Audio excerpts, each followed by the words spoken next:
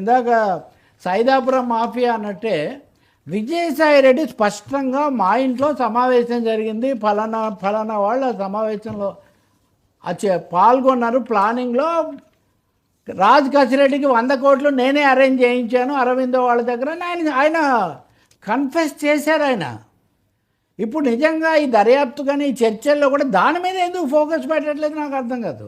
ఇంకా రెండోది, అన్ని చెప్పిన విజయసాయి రెడ్డి కుట్రే ఉంది ఆయన బహిరంగంగా మీడియాలోనే చెప్తే.